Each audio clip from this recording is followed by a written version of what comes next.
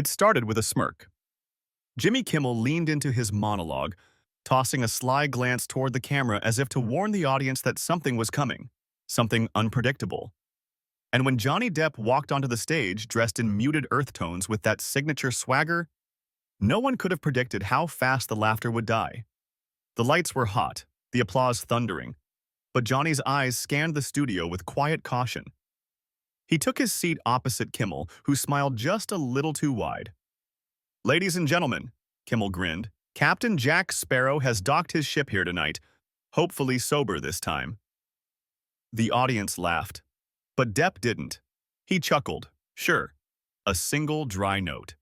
His jaw tensed slightly. "Well," he said, brushing a ringed hand over his knee, "you know I don't drink anymore, Jimmy. Thought you'd keep up." Kimmel raised his brows. "I keep up, Johnny. That's my job. You keep making headlines. That's yours." The crowd stirred. Laughter again, but this time uncertain. Something was off.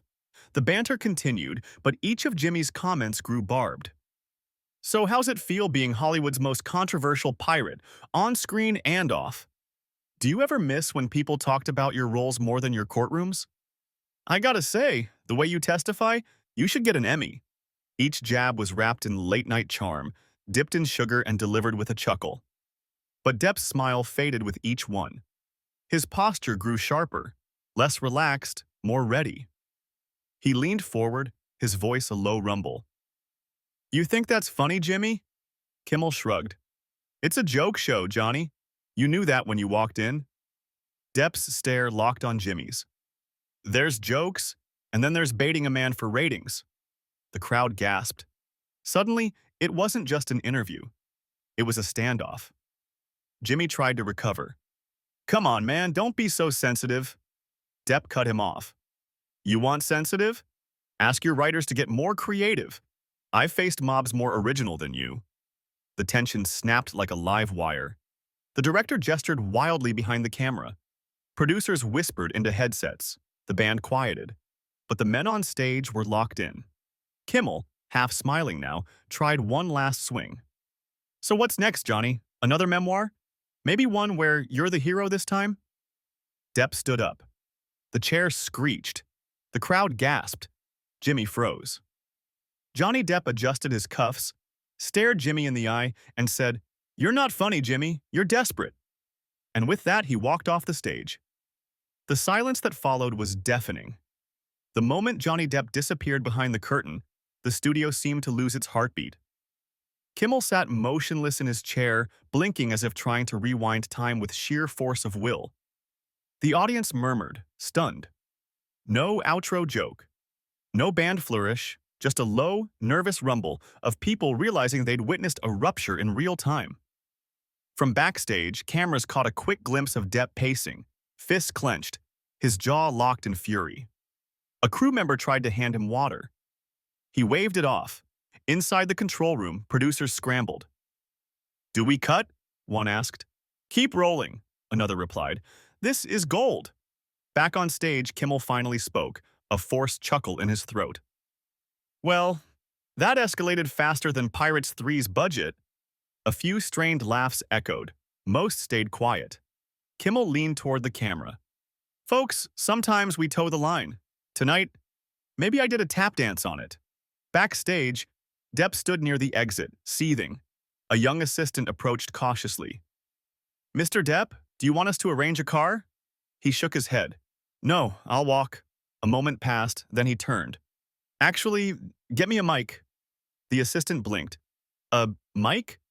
Depp's voice was calm now, chillingly so. "Tell them I'm not done."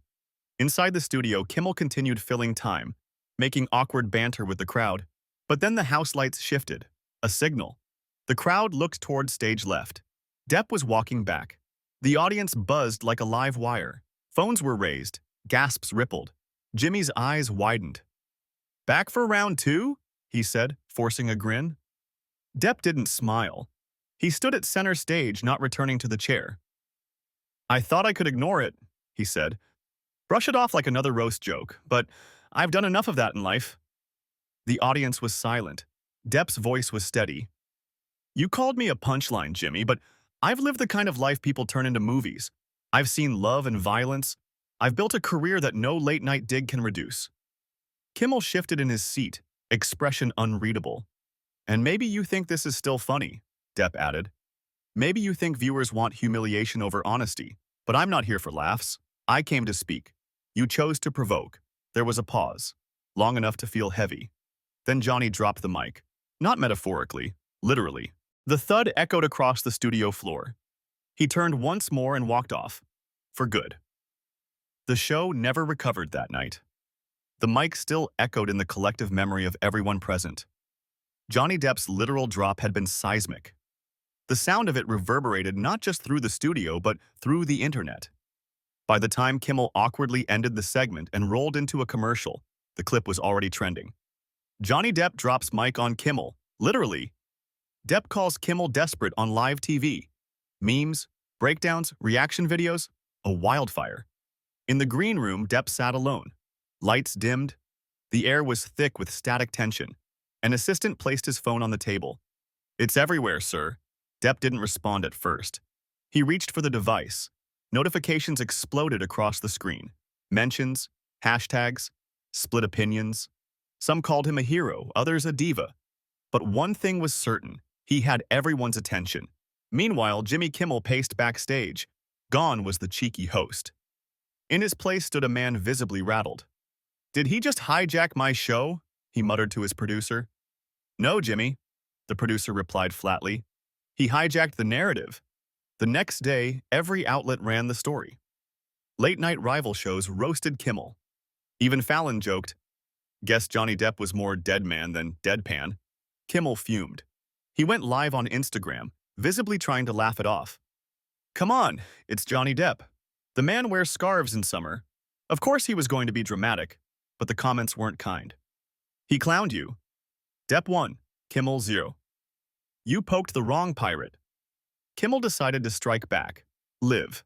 He announced a special monologue, teasing, "Tonight, my side of the story." Backstage that night, the mood was different. Kimmel wore all black. The band played no intro. He stepped onto the stage and stared into the lens. "Let's talk about elephants," he began, "and pirates, and punching down." He started slow, sarcastic, but then came the twist. "I apologize," he said, "not for the jokes, for underestimating what that man's been through." Gasps. The crowd froze. The internet did too. But just when they thought it was over, he added, "And for the record, I still think his last 5 movies were trash." The audience erupted, some in laughter, some in boos. But Johnny Depp, watching from a hotel room, didn't flinch. He closed the laptop, stood up, and said quietly, "Let's see if he laughs when I show up again." The lights of Studio 6B flickered slightly, like they were nervous. Word had spread fast. Johnny Depp was returning to the set of Jimmy Kimmel Live. No one knew how or why. There'd been no announcement, no PR campaign, no teaser. Just a cryptic post on Depp's social media. A black and white photo of a stage with 2 words etched into the caption. Round 2. The internet melted. Kimmel, upon seeing the post, froze mid-rehearsal. His cue cards shook in his hands. "He's not actually coming back, right?" he asked his head writer, eyes wide behind his reading glasses. "He just might," she replied. "And Jimmy, this time, you don't have the upper hand." The network begged for damage control. Kimmel's camp tried to reframe it as a lighthearted rematch. Playful banter, they insisted to the press, but no one was buying it. This wasn't banter. This was unfinished business. 8:30 p.m. Showtime. The band was playing softer tonight, jazzier, as if they too feared a wrong note might summon a storm. Kimmel walked on stage, smile forced, eyes scanning every seat like he expected Depp to pop up from the audience wielding a pirate saber. "Big night tonight," he began. "Lots of buzz. Rumors are swirling, and hey, who doesn't love a good sequel, right?" He chuckled. The crowd didn't. Then came the announcement, a booming voice over the speakers. "Ladies and gentlemen, please welcome, once again, Mr. Johnny Depp." The crowd exploded. Some rose to their feet. Others simply stared, wide-eyed, phones up, capturing every pixel of the chaos. Depp walked out, not in a tailored suit, not in actor mode, but as himself. Scarf, boots, that unmistakable calm before the storm look. He didn't sit. He took the same chair from before and turned it slightly, positioning it away from Kimmel. A subtle move, but one loud enough to be heard. The interview begins. Kimmel cleared his throat. Well, Johnny, I wasn't expecting. You invited me back, Depp said plainly. I just accepted. A pause. Right, well, good to see you. I assume you've watched the show since? Depp tilted his head. I've seen the edits, the jokes, the memes. You have quite the sense of humor. Kimmel smiled. I'm a comedian. It's the job. No, Depp said, voice low and smooth. A job is what you do. Character is how you do it. The air turned electric. Fire builds. Kimmel leaned forward. Come on, Johnny, you stormed off my set, dropped your mic like you were Gandhi with eyeliner. I had to say something. The crowd gasped. Depp didn't blink. You didn't have to, Jimmy. You chose to. You chose to make a wounded man the punchline. I chose to do my job, Kimmel snapped. No, Depp said. You chose ratings over respect. You chose noise over nuance. Kimmel stood. And you chose to walk off like a diva in a perfume ad, so don't give me this philosophical crap. They were both on their feet now. Two grown men, two legends in their own lanes, standing under the lights, neither willing to step back. Explosion. You want raw? Depp said, stepping closer. Let's get raw. You joked about my past, my trials, my trauma. You mocked the courtroom like it was a sitcom. Because you turned it into one, Kimmel fired back. Depp's face went pale with rage. You think that trial was funny? You think a man fighting for his name is content? You think you're the only one who's been through something? Kimmel shouted. Grow up, Johnny. You're not a martyr. You're a millionaire with a god complex. The room froze. For a second, you could hear the air conditioner wheeze. Then Depp, quieter than ever, said, You're right. I'm no martyr, but I've got something you don't. Oh, yeah? Kimmel sneered. What's that? Depp turned to the audience, then back to Kimmel. Redemption. And with that, he walked off. No mic drop, no dramatic pose, just silence. The crowd didn't cheer, didn't laugh. They just watched. Aftermath. As the credits rolled, the studio felt like a battlefield. Chairs sat crooked. The band didn't play. Kimmel stood alone, blinking into the lights. No jokes, no applause. Just the faint echo of footsteps leaving the stage, again. The world was watching now. Not just fans, not just gossip bloggers. Major outlets, cultural critics, even politicians weighed in. Clips of the Johnny Depp versus Jimmy Kimmel saga had been replayed in loops, every word dissected, every glare analyzed. Hollywood hadn't seen a live confrontation like this in decades, and tonight, the tension would snap. Rumors swirled that Depp would not only appear again, he'd be back on air in a sit-down. Some thought it was a publicity stunt. Others claimed it was an apology tour. But Depp made one thing clear when he posted a teaser. This isn't for laughs. This is for legacy. Studio doors open. Outside, a sea of cameras, protesters, fans, swarms of fans wearing Justice for Johnny shirts. Others held signs, Jimmy was right. Inside, the studio had been redesigned. 2 chairs, no desk, no band, no buffer. Jimmy walked on first, not in a suit, in a plain black shirt, hair slightly unkempt. For once, he didn't smile. The lights dimmed as Johnny walked in. No music, just the sound of boots on the floor. Final sit-down. The 2 men sat. Cameras rolled. For a moment, silence. Then Kimmel spoke. So, you came back, Depp. You gave me the stage. I figured I'd take it, properly. Kimmel nodded. No jabs tonight. Good, Depp said. Because I'm not here to dodge them. The room remained tense, but the audience was dead silent. Every word was sacred now. I've spent years being the story, Depp said. Painted by others. You joined that crowd. I did, Kimmel admitted. And I crossed a line. Depp raised an eyebrow. But, Kimmel continued, you've crossed lines too. We both carry baggage. We both aired it here. Depp leaned forward.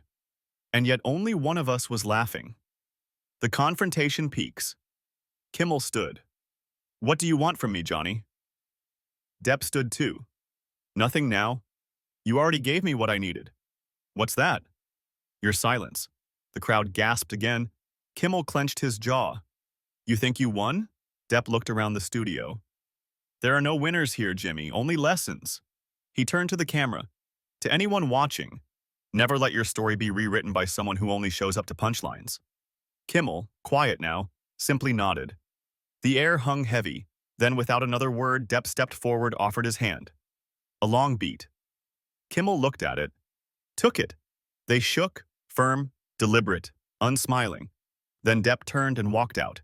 No music, no lights, no applause, just the echo of his footsteps. Aftermath. That moment was clipped, shared, played everywhere. Analysts called it the night talk show grew up. Viewers called it closure. Some called it fake. But no one forgot it. Johnny Depp didn't return to talk shows for years. Kimmel never made another joke about him again, but the chairs remained on set. Empty, silent, a reminder.